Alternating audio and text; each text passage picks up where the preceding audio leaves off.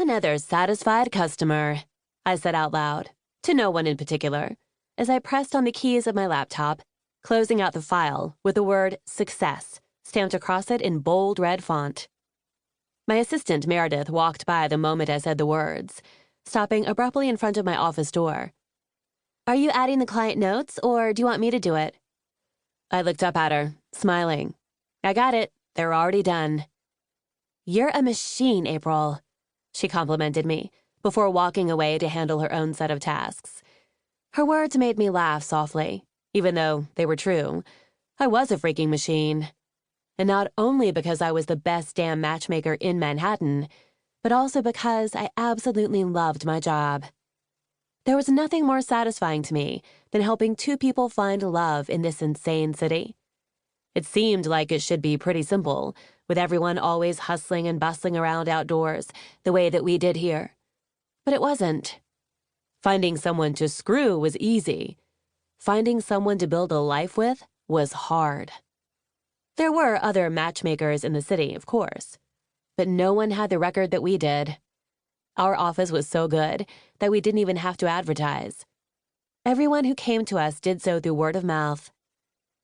I'd learned early on that when you did a good job for people and actually cared about the end result versus the money they paid you, it showed. And it was valued. My mentor and old boss, Sheila McHenry, had taught me that. She owned the company before I took over, training me in all of her ways while she groomed me, so to speak.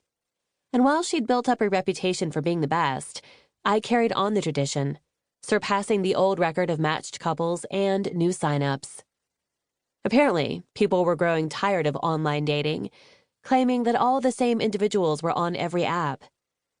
They wanted hands-on help, something different that proved to work, and that was where I came in. April, don't forget we have that Bachelor auction later. Meredith appeared in front of my office door, her ponytail swishing behind her shoulders, as I blew out a long, annoyed breath. I didn't do things like Bachelor auctions. It wasn't my forte. Please tell me why we signed up to attend that again, I sincerely said, because I couldn't for the life of me remember. I would have never willingly agreed to attend something like that without good cause. I wasn't a fan of gimmicky type stuff, especially when it came to things like single men being auctioned off for dates. It was supposed to be sexy and alluring, but I found it weird and off-putting, even if it was usually for a charitable cause. It felt like it went against everything I stood for in my line of business.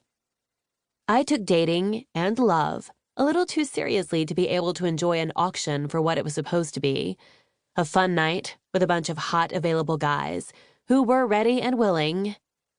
For what, exactly? I wasn't sure. I'd heard rumors about what happened between the auctioned off and the buyer, but I had no idea what was actually true or not. Meredith shook her head slowly, as if disappointed that I couldn't recall. One, she held up a single finger, because of the charity they chose. They're helping all those missing people, remember? And two, another finger, because Sheila McHenry is the one putting it on. Pressing my lips tightly together, I nodded in remembrance. It was a favor to the one person who had taught me everything I knew about matchmaking.